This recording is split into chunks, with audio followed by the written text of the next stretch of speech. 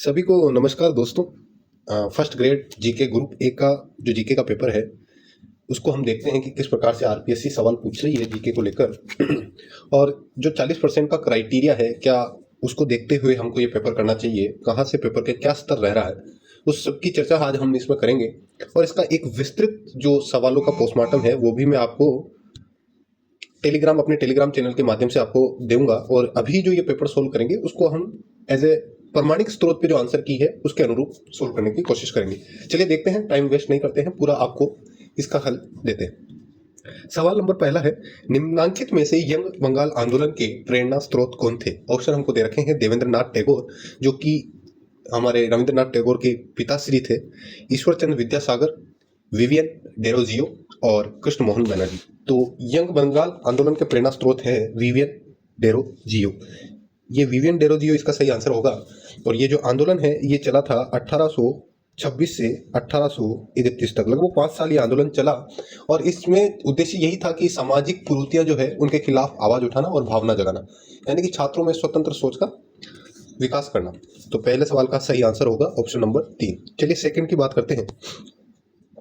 1921 ईस्वी में संयुक्त प्रांत के हरदोई, बाराबंकी, बहराइच, सीतापुर और लखनऊ आदि अवध के उत्तरी जिलों में एका किसान आंदोलन के प्रेरणा स्रोत कौन थे? तो देखो, इसका सही आंसर हो जाएगा मदारी पासी। तीसरा ऑप्शन इसका सही नाम होगा मदारी पासी। क्या है कि ये शोषित और पिछड़े वर्ग से आने वाले एक किसान नेता थे जिन्होंने एका, यानी कि एका का मतलब होता है एकता, आंदोलन को जमीनी स्तर पर संभाला था। जो ये एका दे रखा है यहाँ पर, इसका मतलब एकता है। जब कांग्रेस का आंदोलन धीमा पड़ने लगा था तब मदारी पासी ने हरदोई, सीतापुरा और बाराबंकी में इस आंदोलन की कमान संभाली थी। इन्होंने हिंदू मुस्लिम दोनों धर्मों के छोटे किसानों और काश्तकारों को एक साथ लाकर गंगा माता की शपथ दिलाई कि वे केवल तयशुदा और रसीद वाला लगान ही लेंगे और जमींदारों की बेगार नहीं करेंगे। यानी बेगार वो होता है जो मुफ्त काम है। तो ये मदारी पासी थे जिन्होंने एका आंदोलन का प्रेरणा स्रोत संभाला था या इसका नेतृत्व संभाला था। तो इसका सही आंसर हो जाएगा मदारी पासी। तीसरे की ओर बढ़ते हैं। आजाद हिंद फौज की झांसी की रानी महिला रेजिमेंट ने किस स्थान पर ब्रिटिश सेना की यूनिट के हमले को नाकाम कर उनको पीछे हटने पर मजबूर कर दिया था? Rangoon, Arakan, Kohima, Imphal. कोहिमा और इम्फाल दोनों हट जाएगा क्योंकि म्यांमार में रंगून पड़ता है और अराकान भी म्यांमार में पड़ता है। तो इसका सही उत्तर हो जाएगा अराकान।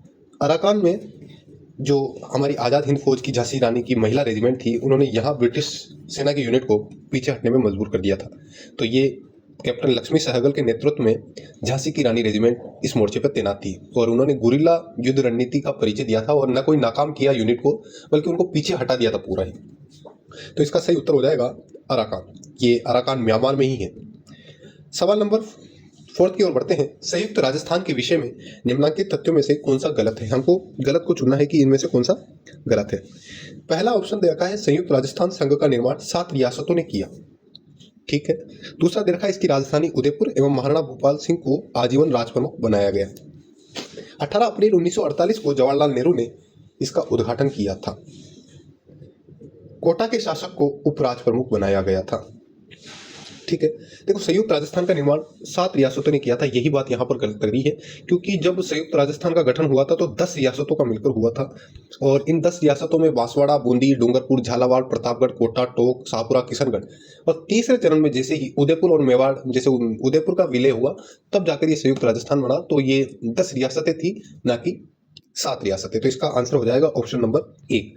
तो चौथे में हो जाएगा ऑप्शन नंबर ए कि संयुक्त राजस्थान संघ का निर्माण 7 रियासतों में नहीं हुआ जबकि 10 रियासतों में हुआ, और हमको गलत चुनना था तो इसका गलत आंसर यही होगा। चलते हैं आगे क्वेश्चन नंबर 5 पे। वल्लभ दास, मुरलीराम एवं चेतन दास ने क्रमशः बीकानेर, रायपुर और कोटा में निम्न में से किस संप्रदाय की शाखा स्थापित की? रामानंदी संप्रदाय, रामस्नेही संप्रदाय, वल्लभ संप्रदाय और निम्बार्क संप्रदाय। 4 ऑप्शन दे रखे हैं, तो इनमें से कौन सा संप्रदाय? तो इसमें आएगा रामस्नेही संप्रदाय। सेकंड ऑप्शन हमारा सही आंसर होगा इसमें, रामस्नेही संप्रदाय, जो कि यहाँ पर इसकी जो मुख्य पीठ है वो सापरा भिलवाड़ा में, जिसकी स्थापना संत रामचरण जी ने की थी। ये सब हम जानते हैं, परंतु यहाँ पर पूछा गया है कि बीकानेर, रायपुर और कोटा, बिल्कुल मतलब काफी डीप स्तर का प्रश्न पूछा गया है। काफी स्टूडेंट इसको नहीं करके आए हैं। हालांकि रामस्नेही संप्रदाय के संतों ने राजस्थान और आसपास के क्षेत्रों में धर्म और भक्ति का प्रचार करने के लिए अलग अलग शाखाएं स्थापित की। वल्लभ दास जी इन्होंने बीकानेर में की थी। मुरली राम जी ने रायपुर भीलवाड़ा में, जी ये रायपुर है, ये भीलवाड़ा में ही है। और चेतन दास जी ने कोटा में स्थापित की थी। तो इसका सही आंसर हो जाता है रामस्नेही संप्रदाय। इसकी प्रमुख चार पीठें हम जानती हैं, जो सापुरा भीलवाड़ा में है, रेण नागौर में है, सिंघथल बीकानेर और खेड़ापा जोधपुर में है। इस प्रकार इसका सही उत्तर हो जाएगा रामस्नेही संप्रदाय। चलते हैं सवाल नंबर 6 पे। अकबर द्वारा 1580 में मेवाड़ विजय के लिए भेजे गए अभियान का नेतृत्व किस सेना नायक ने किया था? जगन्नाथ कछवा, टोडरमल, अब्दुल रहीम खान खाना और शाहबाज खान। देखिए, अकबर का जो 1580 में अभियान हुआ था, हल्दीघाटी और कुंभलगढ़ के अभियानों के बाद जब शाहबाज खान असफल होकर लौटा, तब अकबर ने ही दिसंबर 580 ईस्वी में मिर्जा खान, यानी कि मिर्जा खान का नाम ही था अब्दुल रहीम खान खाना, को अजमेर का सूबेदार बनाकर मेवाड़ अभियान पर भेजा था। तब हमको ये घटना याद होती है कि जब अभियान के दौरान रहीम ने अपने परिवार को शेरपुर नामक सुरक्षित स्थान पर छोड़ रखा था, तो महाराणा प्रताप के पुत्र अमर सिंह ने अचानक से शेरपुर पर हमला किया और रहीम की बेगमों को बंदी बना लिया था। तो इसका सही आंसर हो जाएगा अब्दुल रहीम खान खाना, इसका सही उत्तर हो जाएगा। चलते हैं आगे की ओर। जालोर के विरुद्ध अंतिम अभियान में अलाउद्दीन खिलजी की सेना का नेतृत्व किस सेना नायक ने किया था? मलिक नाइक, मलिक कफूर, कमालुद्दीन गर्ग और शम्स खां। तो इसका सही आंसर हो जाएगा कमालुद्दीन गुर्ग। देखिए, 1311 लगभग 1311 का जो जालोर का अभियान था, अलाउद्दीन खिलजी ने जालोर दुर्ग पूरी तरह जीतने से अपना जब सैन्य अभियान भेजा, तो उसकी कमान कमालुद्दीन गुर्ग को सौंपी। कमालुद्दीन गुर्ग ने जालोर के प्रसिद्ध शासक कान्हरदेव चौहान और उसके पुत्र वीरमदेव के खिलाफ घेराबंदी की थी। तो इसका सही आंसर हो जाएगा कमालुद्दीन गुर्ग, ऑप्शन नंबर 3। सवाल नंबर 8 की तरफ चलते हैं। रघुवर दयाल गोयल किस प्रजामंडल आंदोलन से संबंधित है? तो ये काफी सिंपल सा प्रश्न है। इसका आंसर हो जाएगा बीकानेर, जो कि रघुवर दयाल गोयल का जो बीकानेर प्रजामंडल है, जब इसकी स्थापना हुई थी 1936 में मदाराम वेग और लक्ष्मण दास स्वामी। ये एक ऐसा प्रजामंडल था जिसकी कोलकाता में स्थापना हुई थी। ये एक बहुत इंपॉर्टेंट है, कलकत्ता में इसकी स्थापना हुई थी। और रघुवर दयाल का योगदान, जब महाराजा गंगा सिंह और बीकानेर राज्य ने प्रजामंडल पर कड़ा प्रतिबंध लगा, तब रघुवर दयाल गोयल ने ही इसकी कमान संभाली। लगभग 22 जुलाई 1942 को बीकानेर राज्य प्रजा परिषद की स्थापना रघुवर दयाल गोयल ने की थी। जब क्रांतिकारी के भाषणों में इनकी मांग उत्तरदायी शासन की थी, तब महाराजा ने इन्हें गिरफ्तार कर राज्य से बाहर निकाल दिया था। तो इसका सवाल का आंसर होगा रघुवर दयाल गोयल बीकानेर प्रजामंडल से संबंधित है। आगे की ओर चलते हैं सवाल नंबर 9 की तरफ। भीम डोंगरी स्थित अशोक के अभिलेख को किसने खोजा था? Alexander Cunningham, Carlyle, Robert Burt या फिर दयाराम साहनी। देखिए, इसका सही आंसर हो जाएगा ऑप्शन नंबर 2, रॉबर्ट कार्लाइल। देखिए, भीम डोंगरी अभिलेख जो कि 1873 विराटनगर जयपुर में अशोक का दूसरा लघु शिलालेख भीम डोंगरी, इसको खोज को कार्लाइल ने 1871 में किया था और इसे विराट का दूसरा शिलालेख भी कहा जाता है। तो इसका सही आंसर हो जाएगा ऑप्शन नंबर 2, कार्लाइल। चलते आगे 10वें सवाल की ओर। सुभाष चंद्र बोस ने सिंगापुर के अलावा किस स्थान पर आजाद हिंद फौज का मुख्यालय बनाया? तो इसका सही आंसर हो जाएगा रंगून। सुभाष चंद्र बोस ने वर्तमान जो म्यांमार में है, मुख्यालय का स्थानांतरण जो नेताजी ने जनवरी 1944 में यहाँ पर रंगून में किया था। तो इसका सही आंसर हो जाएगा रंगून। चलते हैं आगे। 1857 की क्रांति के दौरान किस रियासत के शासक लक्ष्मण सिंह ने क्रांतिकारियों को रसद की व्यवस्था करवाई थी? देखिए, बांसवाड़ा इसमें नहीं होगा, झालावाड़ नहीं होगा, शाहपुरा हो जाएगा। लेकिन शाहपुरा में क्या हुआ कि जब क्रांतिकारी नीमच छावनी से विद्रोह करके जब दिल्ली की ओर कूच कर रहे थे, तो रास्ते में शाहपुरा पड़ता है। वहां के जो राजा है लक्ष्मण सिंह, उन्होंने हथियारों की, भोजन सामग्री की, बल्कि किले के दरवाजे अंग्रेजों के लिए तो बंदी कर दिए थे। तो मदद करने वाली जो रियासत थी वो शाहपुरा है। इसका सही आंसर ऑप्शन 3 हो जाएगा। चलिए 12 नंबर पर बहुत ही आसान स्तर का सवाल है। फल्गुबाई निम्न में से किस नृत्य की विद्या कलाकार थी? तो फल्गुबाई हम जानते हैं चरी नृत्य में आ जाएगी। तो इसका सही आंसर हो जाएगा 4। चलते हैं एक अच्छे सवाल की तरफ। 1857 के स्वतंत्रता संग्राम के नेता और उनसे संबंधित कार्य क्षेत्र को हमको सम्मिलित करना है। तो देखते हैं। पहला हमको दे रखा है शाहमल। शाहमल, दूसरा देवी सिंह खीर और तीसरा है भूपाल सिंह और चौथा है तुलाराम। देख सबसे आसान को मिलाने की हम कोशिश करते हैं कि शाहमल, जो ये शाहमल थे, ये बिजनौर से थे। शाहमल तोमर जो थे, ये उत्तर प्रदेश में क्रांति का एक मुख्य चेहरा थे। इन्होंने ही बिजनौर के एक क्रांति को नेतृत्व किया था, जो शाहमल का हो जाएगा 3rd से। देवी सिंह खीर, ये मथुरा के थे, जिन्होंने मथुरा के प्रमुख अमर क्रांतिकारी राजा देवी सिंह खेर, बिल्कुल 1857 के विरोध में ये मथुरा से थे। तो बी में फर्स्ट, ए में 3rd, बी में फर्स्ट, लगभग 2nd ऑप्शन में हमको दिख रहा है। फिर ये भोपाल सिंह जो थे, इनका नोहो से संबंध है। नोह जो भोपाल सिंह के ब्रिटिश सत्ता के खिलाफ विद्रोह किया था। तुलाराम का संबंध रेवाड़ी से है। ये हरियाणा के रेवाड़ी और अहिरवाल क्षेत्र में सबसे महान नायक थे जिन्होंने अंग्रेजों का। तो ये काफी कठिन स्तर का प्रश्न है, पर इसका आंसर होगा फोर्ट। काफी बच्चे इस सवाल को नहीं करके आए क्योंकि ये बहुत मतलब इसमें मिला नहीं पाए थे, तो इस वजह से काफी जनों ने छोड़ा था। फिर भी इसका आंसर सही होगा दूसरा ऑप्शन 13। चलते हैं आगे वाले सवाल की तरफ। एक सिंपल सा सवाल है, राजवल्लभ पुस्तक के लेखक कौन थे? तो राजवल्लभ की पुस्तक के लेखक थे मंडन, और यहाँ पर और भी दे रखे हैं श्री कृष्ण भट्ट, जयानक और हुकुम सिंह भाटी। देखिए, मंडन मूल रूप से तो गुजरात के रहने वाले ब्राह्मण पुत्र थे, लेकिन इनकी प्रतिभा जो हुई वो मेवाड़ के शासक कुंभा ने संभाली। ये प्रधान शिल्पी थे और वास्तुकार थे। ये मेवाड़ के सबसे प्रसिद्ध जो अजय दुर्ग है, कुंभलगढ़ किला, इन्हीं के नक्शे और डिजाइन पे बना गया है। मंडन केवल इमारतें बनाने में नहीं बल्कि लिखने में भी उस्ताद थे। तो ये मूर्ति कला और कई प्रसिद्ध ग्रंथ इन्होंने लिखे, जैसे राजवल्लभ, राजमंडन। ये महलों पर लिखने, नागरिकों के घरों के इनमें नियम है। रूप मंडन भी इन्होंने लिखा जहाँ मूर्ति कला से संबंधित है। इनकी एक किताब प्रसाद मंडन जो मंदिरों के निर्माण में है। देव मूर्ति प्रकरण जहाँ देव मूर्ति की मूर्तियों के लक्षण, स्थापत्य के नियम। श्री कृष्ण भट्ट की बात करें तो ये जयपुर राजघराने के थे। महाराजा सवाई ईश्वरी सिंह के और सवाई माधव सिंह के प्रथम के समय भी ये रहे थे। इनको कवि कला निधि की दी थी, और इनका जो प्रसिद्ध ग्रंथ है, इन्होंने जयपुर के इतिहास और राजघराने पर आधारित प्रसिद्ध महाकाव्य ईश्वर विलास महाकाव्य या पद मुक्तावली की रचना श्री कृष्ण ने भट्ट ने की थी। जयानक को तो हम सब जानते हैं, ये कश्मीर के बेहद विद्वान कवि थे। अजमेर के चौहान वंश के सबसे प्रतापी राजा पृथ्वीराज चौहान तृतीय के दरबार में आए थे। इन्होंने एक ऐतिहासिक ग्रंथ लिखा था, पृथ्वीराज विजय, जो कि चौहान वंश के शुरुआती इतिहास को हमको दिखाती है। हुकम सिंह भाटी की भी चर्चा कर ही लेते हैं। कौन है हुकम सिंह भाटी? तो ये आधुनिक राजस्थान इतिहासकार के लेखक है जिन्होंने भाटी राजवंश के दस्तावेजों पर ऐतिहासिक शोध किया था। चलते हैं आगे सवाल 15 पर। घुड़ला किस पर्व से संबंधित है? तो ये बहुत आसान सा सवाल है, गणगौर इसमें आंसर आ जाएगा। चलते हैं सवाल नंबर 16 जो कि गणित का सवाल है। एक बार गणित के सवालों को हम छोड़ते हैं और आगे हम देखते हैं कि कौन सा जीके का सवाल है।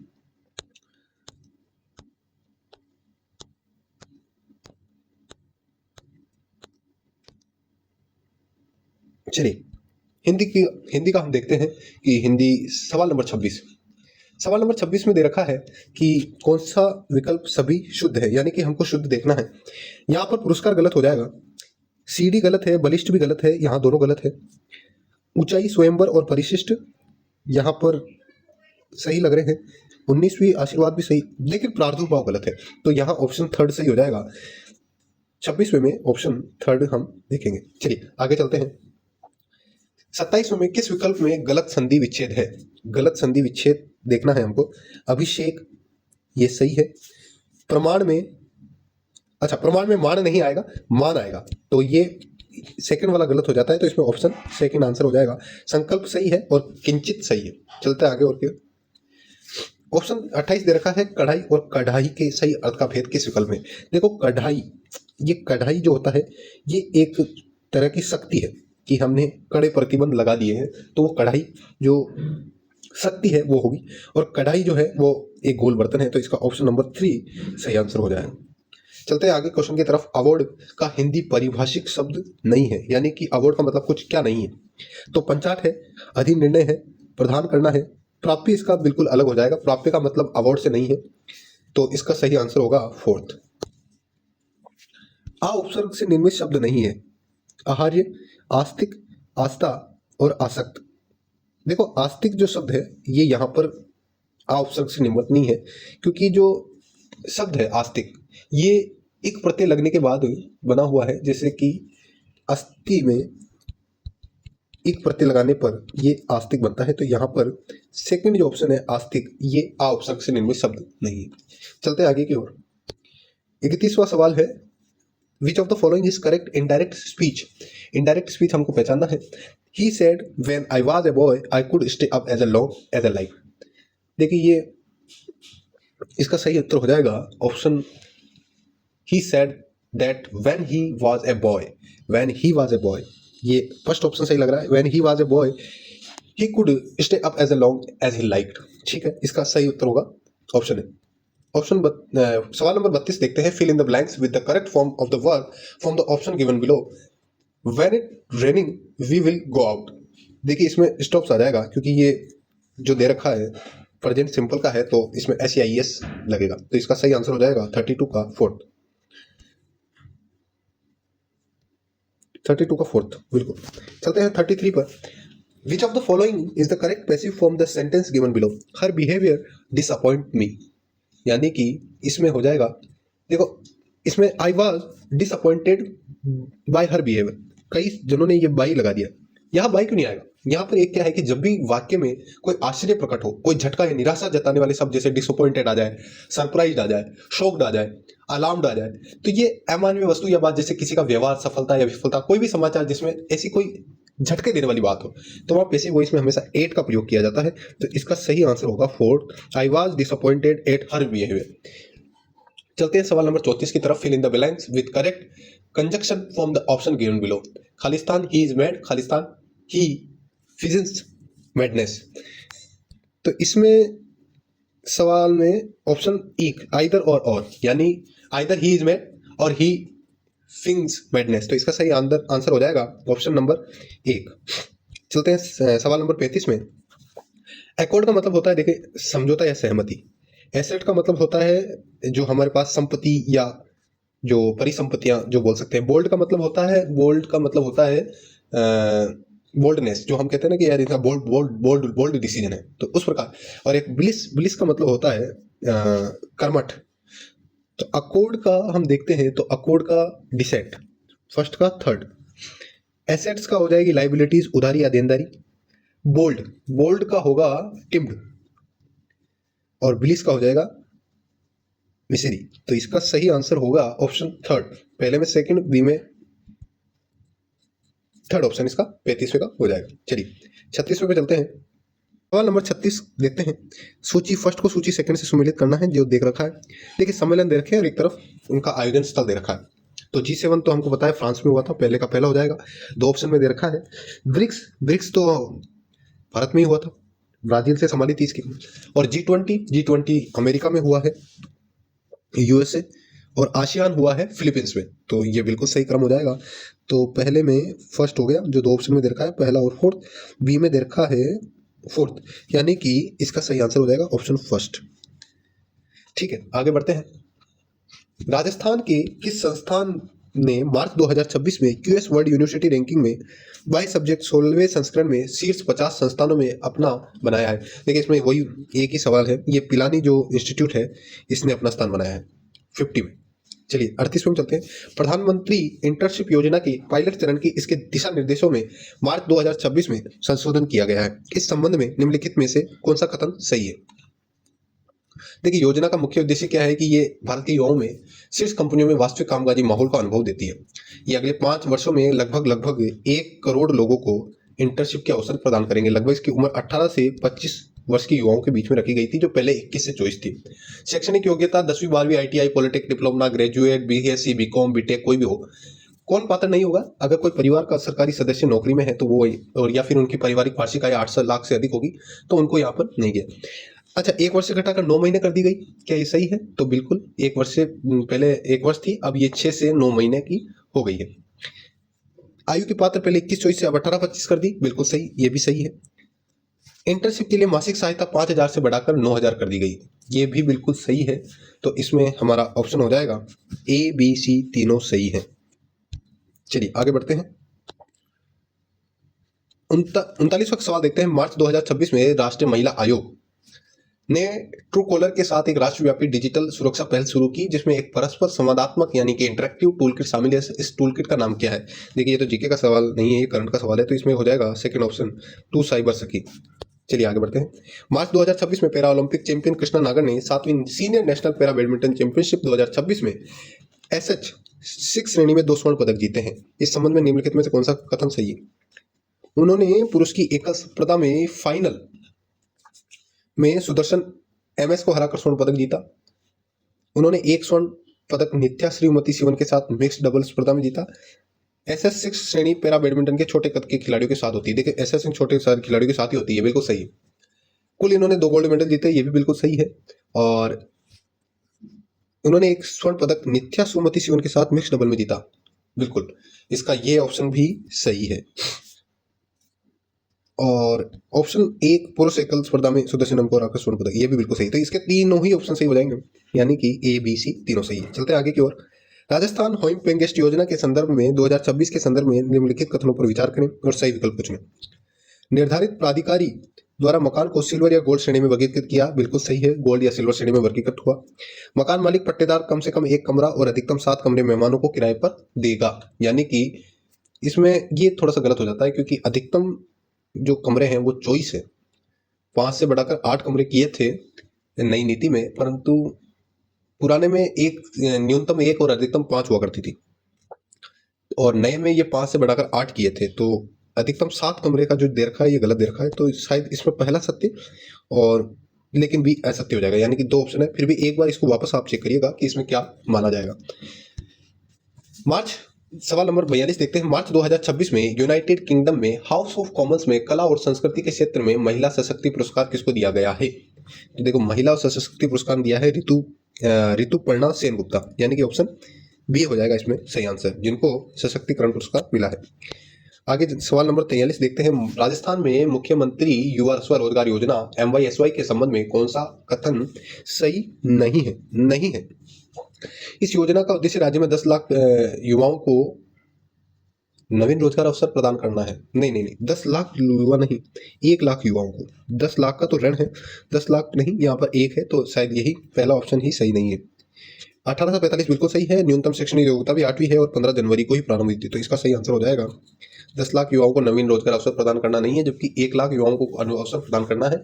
और योजना के लिए 10 लाख का ऋण जरूर यहाँ पर सरकार 100% ब्याज का अनुदान देती है, तो यही भ्रमित करने के लिए ऋण की राशि यहाँ पर दे दी गई है, जबकि युवाओं की संख्या 10 लाख नहीं है, 1 लाख ही।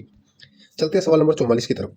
राजस्थान AIML नीति 2026 का शुभारंभ किया गया, वो इसका आंसर हो जाएगा 6 जनवरी 2026 को। ये 6 जनवरी 2026 को आधिकारिक तौर पर जयपुर के JECC में आयोजित हुआ था, Rajasthan regional AI impact conference 2026, तो इसका सही आंसर हो जाएगा ऑप्शन 3।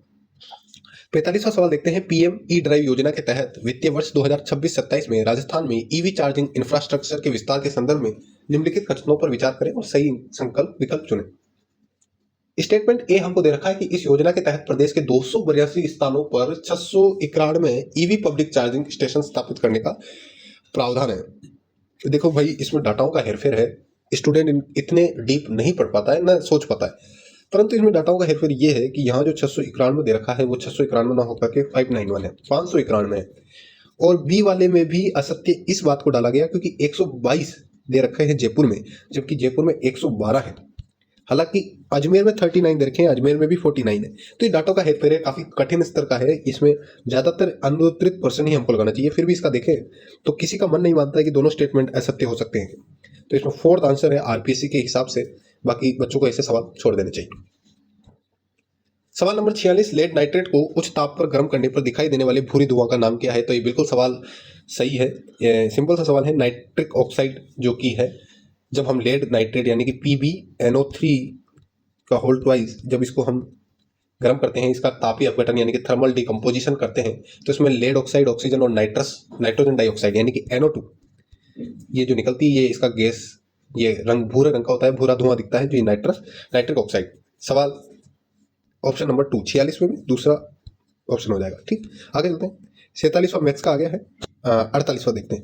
आयुर्वेद के अनुसार त्रिदोष के संबंध में निम्नलिखित में से कौन सा कथन सत्य नहीं है? जो कथन सत्य नहीं है वो हमको चेक करना है। व्यायाम जैसी शारीरिक गतिविधियां वात बढ़ाती है। व्यायाम जैसी शारीरिक शक्तियां वात बढ़ा नहीं,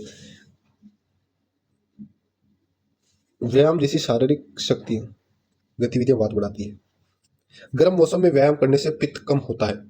नहीं, गर्म मौसम में व्यायाम करने से पित्त कम होता है, यह कथन गलत है, क्योंकि गर्मी और कसरत दोनों में शरीर में पित्त घटता नहीं है जबकि बढ़ता है। तो इसका आंसर हो जाएगा ऑप्शन नंबर 2।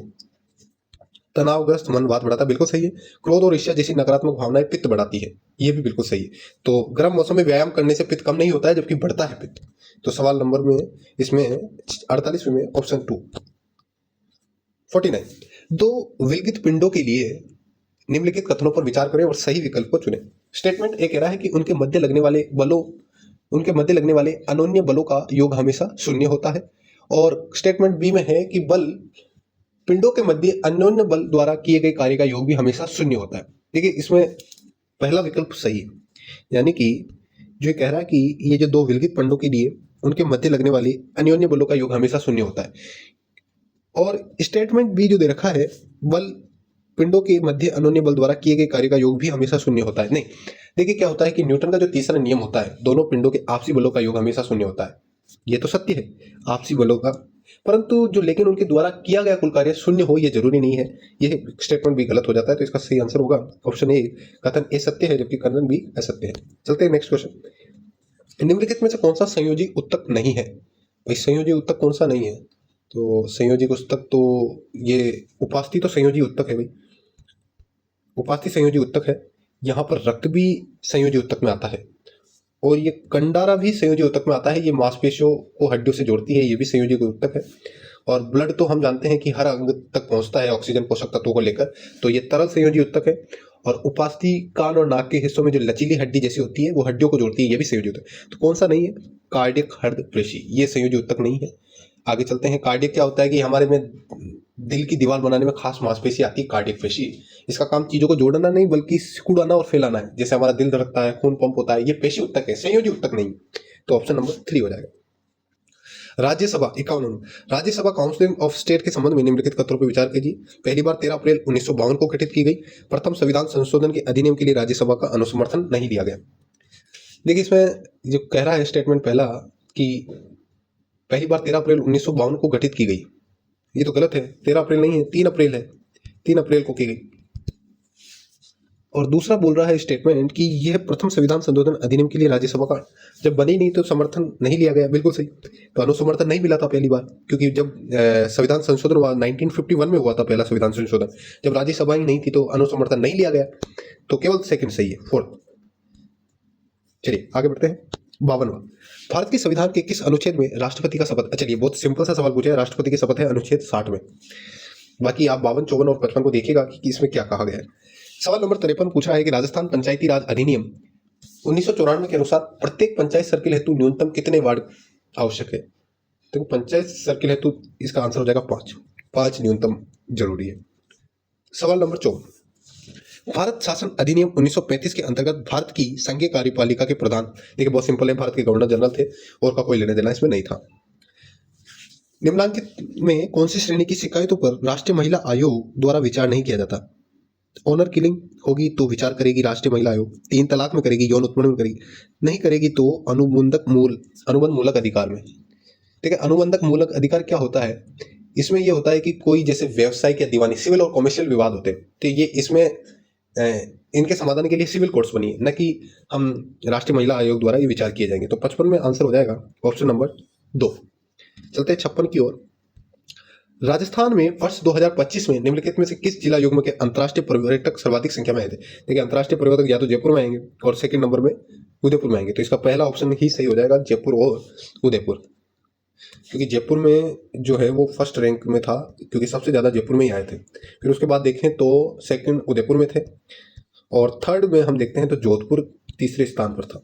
तो first second third Jaipur, Udaipur और जोधपुर। 57, पशुगणना 2019 के अनुसार राजस्थान में 2012 से 19 के मध्य निम्नलिखित में से कौन से पशुधन की संख्या में धनात्मक वृद्धि दर्ज की गई? देखो धनात्मक वृद्धि यानी कि जो बड़े हैं, देखो गौवंश की जो हुई है वो बड़ी है और भैंस की भी बड़ी है धनात्मक वृद्धि, भैंस और गाय में, जबकि बकरी में कमी हुई है, गधा में तो बहुत ही ज्यादा कमी हुई है भाई। गधे में तो लगभग 70 से 71% की कमी हुई थी। तो बढ़ने वाले बताने हैं तो भैंस और गाय, यानी कि बी और सी। ऑप्शन नंबर 4, ऑप्शन नंबर 4 हो जाएगा इसका सही आंसर। चलते हैं आगे वाले सवाल नंबर 58। राजस्थान की निम्नलिखित पर्वत चोटियों को उनकी अवस्थिति के अनुसार पूर्व से पश्चिम, यानी कि पूर्व से पश्चिम हमको जो माना है, पूर्व से पश्चिम, ठीक है। तारागढ़, सतूर, सायरा और झारोला। देखिए सतूर बूंदी का पर्वत है, तो ये बूंदी में है सतूर। तारागढ़ ये अजमेर का है, सायरा अलवर का है और झारोला झालोर का है। तो सबसे पहले बी आ जाएगा, उसके बाद बी के बाद ए, तारागढ़, बूंदी के बाद अजमेर, अजमेर के बाद आ जाएगा ये सायरा और फिर आ जाएगा झारोला। ठीक है, इसका ऑप्शन नंबर हो जाएगा ऑप्शन बी, BACD, यानी कि सेकंड ऑप्शन। चलते हैं आगे वाले सवाल की तरफ। सवाल नंबर 59, निम्नलिखित में से सवाल नंबर 59 को देखते हैं कि कौन सा जिला समूह अंतर्राज्यीय सीमा वाला नहीं है। देखिए अलवर नहीं आएगा, यहाँ धौलपुर नहीं आएगा, करौली नहीं आएगा, तो बचा कौन सा? Second option. तो यही आंसर हो जाएगा डिडवाना, कुचामन, दौसा, ब्यावर, बांसवाड़ा। चलते हैं 60 की तरफ। संरक्षित क्षेत्रों को उनकी अवस्थिति के अनुसार पूर्व से पश्चिम के सही क्रम में हमको जमाना है। देखिए बाज आमली तो 12 में है, ये 12 में हो जाएगा।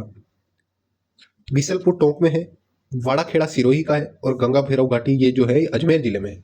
तो अगर हम देखते हैं पूर्व से पश्चिम, तो पूर्व में सबसे है 12, यानी कि ए सबसे पहले आ जाएगा, फर्स्ट सेकंड में से कोई होगा।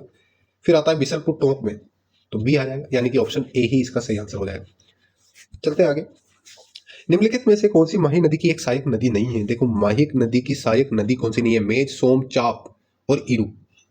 तो मेज नहीं है भैया, माही नदी की एक सहायक नदी नहीं, मेज नहीं है। बाकी जो सोम, चाप और इरू है ये इसकी माही नदी की सहायक नदी है। राजस्थान के किस जिला समूह में जनगणना 2001 से 11 के मध्य नगरीय जनसंख्या दशाब्दी परिवर्तन प्रतिशत क्रमशः सर्वाधिक और न्यूनतम है? देखिए सर्वाधिक अगर नगरीय वर्षीय तो वो तो है अलवर, सर्वाधिक अलवर में है नगरी। और अगर न्यूनतम 10 की वृद्धि दर देखें नगरीय में तो डूंगरपुर जिले में है जो लगभग 9% थी, और अलवर में 50% है। तो सबसे ज्यादा अलवर और न्यूनतम डूंगरपुर में। तो ये थर्ड ऑप्शन इसका राइट आंसर हो जाएगा, अलवर और डूंगरपुर। चलिए आगे चलते हैं। ये अपन को खनन क्षेत्र दे रखे हैं और खनिज दे रखे हैं। देखिए फायर क्ले का जो हम देखते हैं बहुत इंपॉर्टेंट फायर क्ले, ये बिल्कुल सत्य है। राजस्थान में उच्च गुणवत्ता की जो फायर क्ले है ये मुख्य रूप से बीकानेर के कोलायत क्षेत्र के अंतर्गत ये जो है कोठेरी और रानेरी, बिल्कुल सही दे रखा है, सुमेलित है। मैग्नेसाइट जो है ये सरूपा छाजा सेंद्रा, ये भी बिल्कुल सत्य है क्योंकि अजमेर के ही निकट पाली जिले के सेंद्रा क्षेत्र में होता है। तो मैग्नेसाइट। काओलिन जो दे रखा है सोलोपेट और बारोडिया, ये कथन गलत है। ये चाइना क्ले का नहीं है, नहीं ये रॉक फॉस्फेट का है। तो ये सी गलत हो जाएगा, यानी कि ऊपर के दो बिल्कुल सम्मिलित है, नीचे वाला नहीं। तो ये ए और बी बिल्कुल सही, फोर्थ ऑप्शन सही हो जाएगा।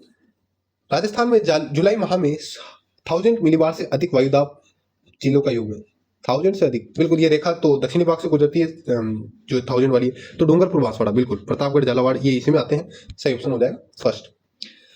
सवाल नंबर 65 पूछ रहा है कि वर्ष 2022-23 में राजस्थान में से निम्नलिखित में से कौन सा रेपसीड और सरसों का सर्वाधिक उत्पादक? भाई देखो सर्वाधिक सरसों में तो अलवर ही आएगा, बिल्कुल सही, अलवर फोर्थ ऑप्शन बिल्कुल सही, अलवर है। सेकंड रैंक भरतपुर की है, सरसों मंडी का गढ़ माना जाता है, और तृतीय स्थान गंगानगर का है। तो फर्स्ट सेकंड थर्ड तो दे ही रखे हैं ऑप्शन में। सवाल नंबर 66 तो अधिगम का है, 67 भी अधिगम का है, 68 भी अधिगम का है, 70 भी अधिगम का है, 71 वाला अधिगम का है, 72 भी,